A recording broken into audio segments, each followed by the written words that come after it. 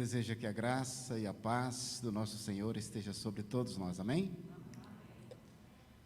Eu sei que nós, cristãos, e em especial nós evangélicos, acabamos adotando alguns costumes e um jeito de falar, e algumas coisas saudáveis e outras nem tanto, mas eu quero destacar no início dessa nossa reflexão um costume que algumas pessoas têm de olhar para você no meio evangélico e dizer assim: Deus tem um plano para a sua vida. Eu sei de alguns pregadores que costumam, inclusive, falar para você, vira para o seu irmão e diga que Deus tem um plano na vida dele. E é sobre esse plano que eu quero falar hoje. Deus tem um plano, escrito, inspirado, revelado e encadernado, que está aqui nas nossas mãos.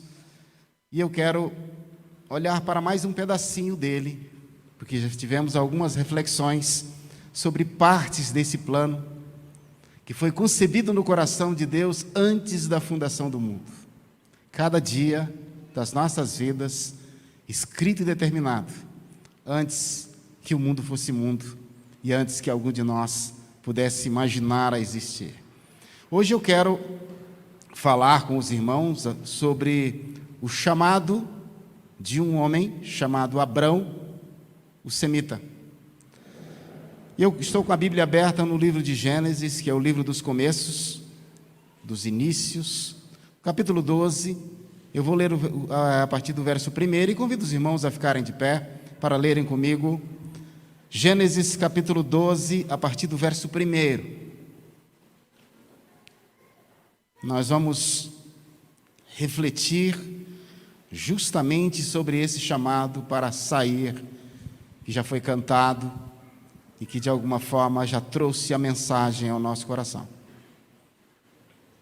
Diz assim a palavra do Senhor: Então o Senhor disse a Abrão: saia da tua terra, do meio dos seus parentes e da casa de seu pai, e vá para a terra que eu lhe mostrarei. Farei de você um grande povo e o abençoarei. Tornarei famoso o seu nome, e você será uma bênção. Abençoarei os que o abençoarem, e amaldiçoarei os que o amaldiçoarem. E por meio de você, todos os povos da terra serão abençoados. Partiu Abrão, como lhe ordenara o Senhor, e Ló foi com ele. Abrão tinha 75 anos quando saiu de Harã. Levou sua mulher Sarai, o sobrinho Ló, com todos os bens que haviam acumulado, e os seus servos, comprados em Harã, partiram para a terra de Canaã e lá chegaram. Abrão atravessou a terra até um lugar do carvalho de Moré, em Siquém. Naquela época, os cananeus habitavam essa terra. O Senhor apareceu a Abrão e disse: à sua descendência darei essa terra. Abrão construiu ali um altar dedicado ao Senhor que lhe havia aparecido. E dali prosseguiu em direção às colinas a leste de Betel, onde armou um acampamento, tendo Betel a oeste e Ai a leste. Construiu ali um altar dedicado ao Senhor e invocou o nome do Senhor. Depois, Abrão partiu e prosseguiu em direção a Neguebe. Abaixe a sua cabeça e vamos falar com Deus mais uma vez. Deus bondoso, no nome do Senhor Jesus, nós cremos no teu plano para nós, revelado através da tua palavra. Cremos que o teu Santo Espírito nos ilumina para nós compreendermos a tua palavra e o teu plano para as nossas vidas. Eu rogo, meu Deus, que por tua misericórdia e pela tua providência, o teu Santo Espírito nos ilumine nesse momento, para compreendermos parte desse plano para a nossa vida nesta terra e para a nossa vida que haverá de vir depois dessa existência. É no nome bendito do Senhor Jesus é que nós oramos. Amém. Os irmãos podem se assentar. Quando nós olhamos para esse texto de Gênesis, nós precisamos situar algumas coisas, porque Gênesis, como o próprio nome já diz, é o livro dos começos, das origens. nós precisamos ser muito cuidadosos ao olhar para ele, porque sobre o que está narrado nesse livro, está todo o fundamento da nossa fé. Se nós tirarmos Gênesis, ou tirarmos os 11 primeiros capítulos, dos quais nós já conversamos juntos aqui, nós ficamos sem a base daquilo sobre o qual foi construído, ou construída toda a revelação de Deus a nós. Moisés escreveu essa narrativa, como eu já disse aos irmãos, nas planícies de Moabe, orientando o povo que estava cativo, saindo do cativeiro, depois de 400 anos do cativeiro. Portanto, eram pessoas que já tinham nascido escravas e que precisavam saber quem era Deus, precisavam saber quem eram eles e precisavam saber quem eram os inimigos que estavam nas terras que precisavam ser conquistadas. Mais do que isso, eles precisavam saber de quem era aquela terra, para que não houvessem questionamentos, para que eles não se enchessem de ideias pela própria convivência com esse povo e com essa outra cultura. Nós refletimos juntos nos 11 primeiros capítulos, lembrando do tempo em que Deus criou os céus e a terra, e como Ele fez todas as coisas. Pensamos também sobre o fato de que Deus formou homem e mulher, e ali, a partir dessa primeira criação, Ele deu um lugar para eles, e ordem expressa de que não tomassem da árvore do conhecimento do bem e do mal. Eles desobedeceram, e não simplesmente um ato de desobediência, mas um ato de rebelião contra Deus. Eles afrontam o poder de Deus, a autoridade de Deus, e duvidam da bondade de Deus. Nós recebemos, a partir dali, essa herança maldita do pecado original, e toda a raça humana foi contaminada por esse pecado. É por essa razão que nós continuamos imaginando nas nossas atitudes, na nossa maneira de viver, que podemos ser suficientes em nós mesmos, nas nossas ideias, nos nossos conhecimentos, nos nossos sofismas, nos nossos projetos, nos nossos planos, mas Deus soberanamente vai conduzindo a história e vai se revelando a nós. Depois do primeiro homem, primeira mulher, nós vimos ali a história dos filhos, da morte de um deles, e depois da descendência de Sete, e vai seguindo até Noé, no momento em que há uma corrupção geral na humanidade, e Deus, de uma certa forma, para a nossa compreensão, decide começar tudo de novo. Noé e seus 3 filhos, Sem, Cã e Jafé, ou Sem, Cão e Jafé, dependendo de outra tradução. E desses 3 filhos, um deles é grandemente abençoado, e o nome desse filho é Sem. Daí a ideia dos semitas. Dos filhos de Sem, nós podemos perceber a descendência até chegar nesse homem chamado Abrão. Se nós observamos bem, da forma com que foi cantado, da forma com que nós costumamos ler na maior parte da Bíblia, nós o conhecemos como Abraão. Mas nesse momento ainda era um homem chamado Abrão. E não era um homem temente a Deus ainda. Era um idólatra. Morava numa pequena cidade, não era tão pequena, mas numa cidade não tão expressiva quanto outros reinos poderosos, chamada Ur, que mais tarde vai ser dominada pelos caldeus e passou a ser chamada de Ur dos caldeus. Deus olha para aquele homem, que de certa forma, para alguns estudiosos, era uma espécie de astrólogo, que ficava olhando para o céu, tentando ver os significados da vida, e o nome dele, Abrão, significava pai elevado, e ele com seus irmãos construíam ídolos para vender, porque havia dominado o mundo, naquele tempo, a idolatria. As pessoas tinham muitos deuses. Ele era, como outros, um dos adoradores da lua. Mas Deus, soberanamente, de forma unilateral, poderia ter escolhido qualquer outro povo. Ele escolhe um homem da descendência de Sem, da descendência abençoada de um dos filhos de Noé, da descendência abençoada de Sete. Ele decide, através daquele homem, formar um povo, e a partir desse povo enviar o seu próprio filho para cumprir um propósito eterno de redenção da humanidade. Esse é o plano. Dessa maneira, quando Deus chama Abrão, não que houvesse nele, nós podemos olhar, não, mas Abraão era um gigante, o pai da fé. Ele não era ainda, era apenas um homem que Deus coloca no próprio coração dele a disposição de crer. E quando Deus o chama, diz: Abrão, saia da tua terra, do meio dos seus parentes, da casa do seu pai, e vá para uma terra que eu te mostrarei. Interessante que Deus desejava no seu coração e para o cumprimento do seu propósito que ele não tivesse nenhuma influência daquela cultura. Era um novo povo, uma nova nação, uma nação da qual ele haveria de revelar todo o seu plano para a vida do nosso Senhor Jesus Cristo na plenitude dos tempos. Ele decide aqui da descendência de Abraão para que pudesse nascer Jesus o Cristo, que seria a semente, aquela semente prometida que haveria de esmagar a cabeça da serpente, como ele prometeu no Éden. Deus em nenhum momento perdeu o controle da história. Deus olha para nós. Por que digo olha para nós? Porque mesmo naquele tempo, Deus olha para toda a humanidade, e por muito nos amar, por muito nos desejar que estivéssemos com Ele, Ele decide mandar o seu filho da descendência de Abraão. Mas havia um problema.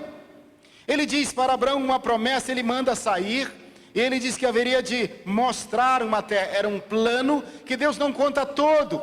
Ele fala: sai, e não conta todo o plano, para uma terra que eu te mostrarei, mas saia do meio dos seus parentes. Farei de você um grande povo. Naquela época era quase que considerado um grande defeito, ou até uma maldição, uma mulher que não pudesse gerar filhos, que não pudesse dar descendência ao seu marido. E Deus dá a esse homem de uma mulher estéril uma promessa que da descendência dele haveria uma grande nação. E às vezes nós podemos olhar para o capítulo 12 desatentamente e não saber que quando Deus está falando aqui, ele já não estava mais em Ur. A palavra de Deus vai nos dizer que ele estava numa cidade chamada Harã. E se nós observamos atentamente um pouco mais, o pai de Abrão chamava-se Terá. Ele tinha 3 filhos, Naor, Abrão e Harã. O mesmo nome da cidade que eles pararam depois. Abrão recebe uma ordem para sair do meio dos seus parentes. Mas eu não sei o que aconteceu aqui. Provavelmente ele compartilhou com o seu pai, com o seu sobrinho Ló, que era filho de Harã, que tinha morrido. Aquilo que Deus tinha falado com ele, aquela forte convencimento que havia para deixar todos aqueles ídolos, para ir para um outro lugar. Ele tinha que voltar as costas para tudo. E ele decide sair, mas não sai sozinho. Ele de alguma forma não cumpre exatamente aquilo que Deus mandou inicialmente. O seu pai continua na liderança. O seu pai toma Abrão, seu filho, toma ali aquele monte de gente, porque eram verdadeiras cidades, caminhando pelo deserto, caminhando pelas estradas. E eles saem quase que sem rumo. E encontram um lugar próspero. Encontram um lugar onde havia muita riqueza. E se estabelece ali. Alguns poderiam dizer que poderia ser uma tremenda uma coincidência, de que eles passaram a morar numa cidade que tinha o nome do filho que morreu. Mas eu não creio nisso. Eu creio sinceramente que o pai de Abrão tornou-se um homem tão próspero, que ele, tão influente, que acabou dando nome àquela cidade de Harã, ou Arã, como alguns querem dizer. E desta forma, ele se enriquece. Abraão torna-se um homem muito rico.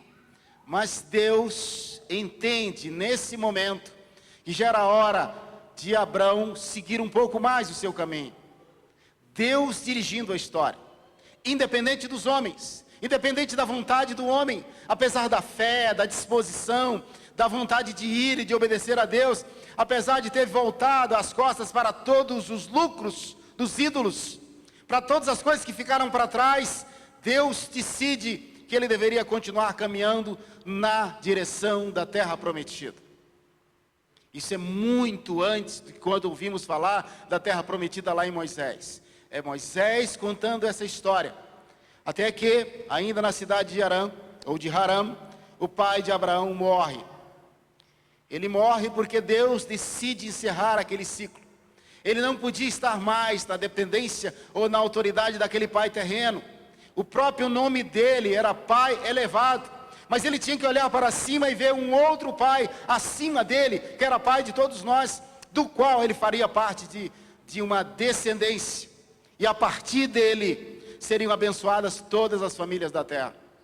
Embora ele não tivesse consciência disso, nesse texto já há uma profecia messiânica.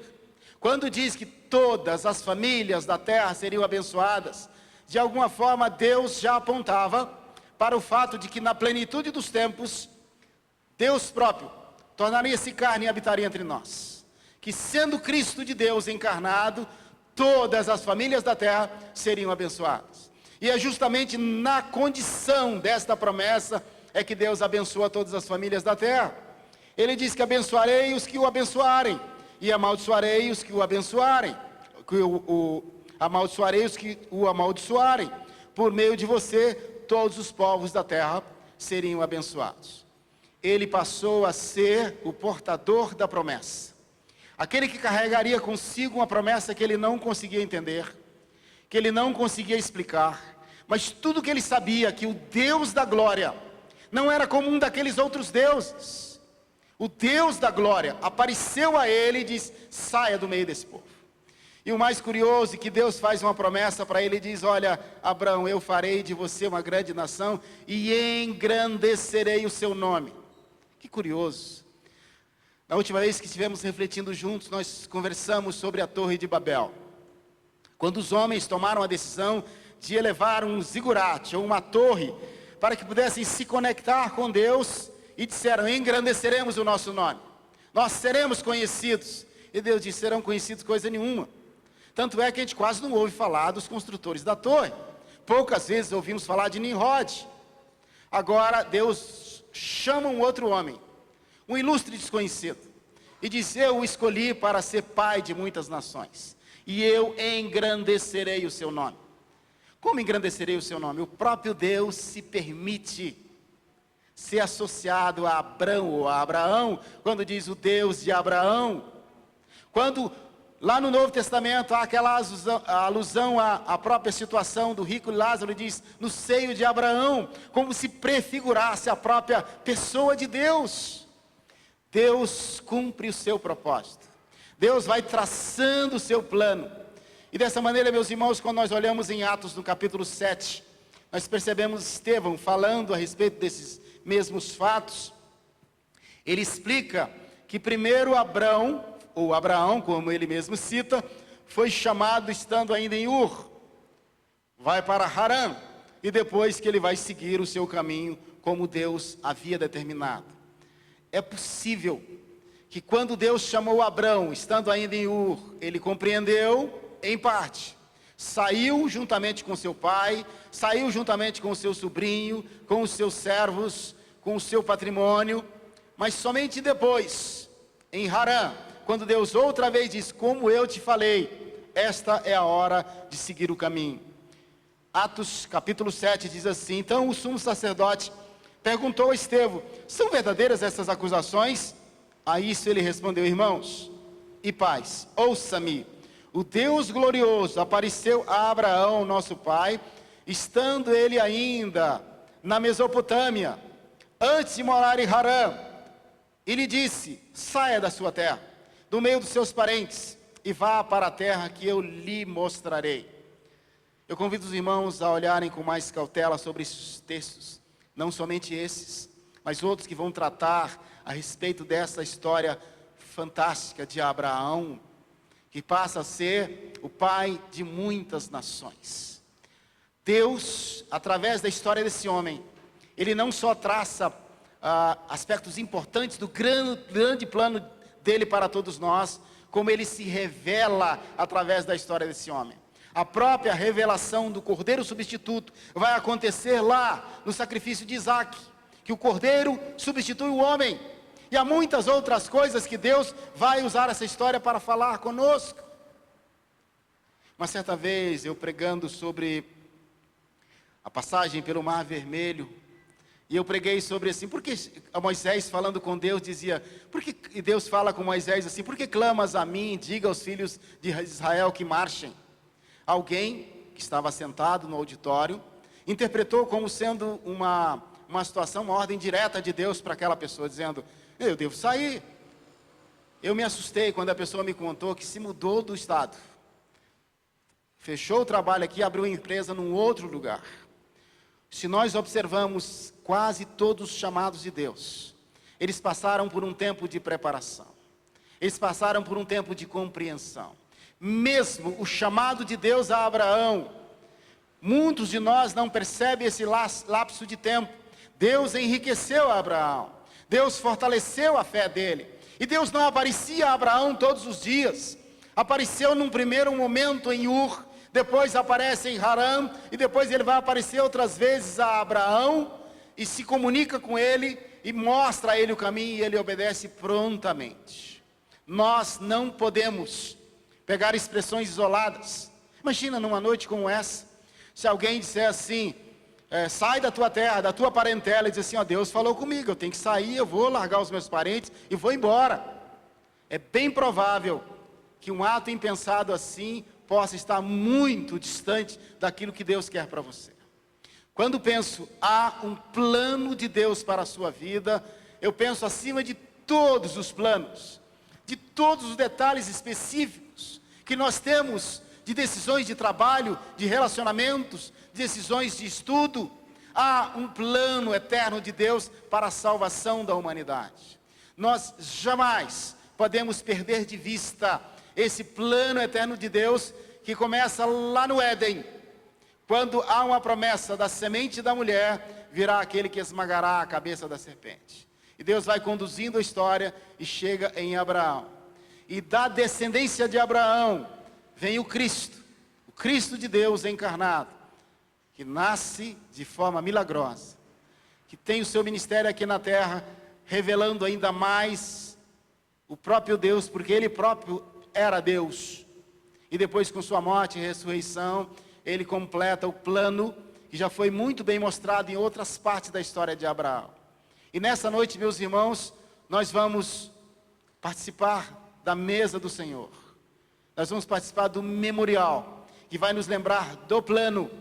E eu quero desafiar aos irmãos o seguinte: eu sei que pode haver questões muito específicas, muito para além das profetadas. Se alguém disser para mim, Deus tem um plano na sua vida, eu digo, eu sei o plano que Ele tem para a minha vida. O primeiro e maior plano que Ele tem para a minha vida se cumpre na cruz, se cumpre na pessoa do Senhor Jesus Cristo, se cumpre na minha submissão a Ele acima de todas as coisas, e a Ele como meu Senhor e Rei.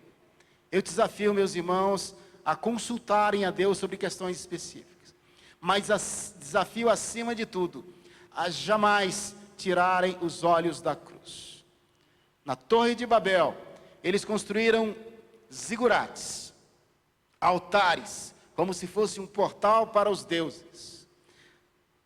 Abraão, quando chega na terra e vai espiando a terra que Deus vai mostrando, em cada lugar, e ele não tinha, embora Deus falasse com ele, toda a revelação que nós temos. A cada lugar que ele chegava, ele armava a sua tenda e fazia ali um altar ao Senhor. Tornou-se um adorador, no meio dos idólatras, no meio daqueles que adoravam todas as espécies de deuses.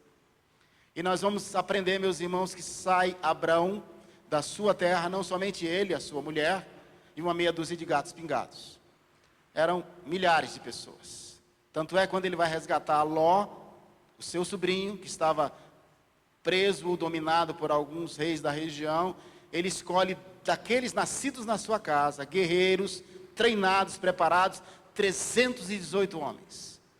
E nós podemos olhar para esse texto e para essa palavra e aprendermos um pouquinho mais do plano de Deus para a nossa vida. Deus tem um plano para a sua vida, e o plano é esse. Que Deus nos abençoe. Amém.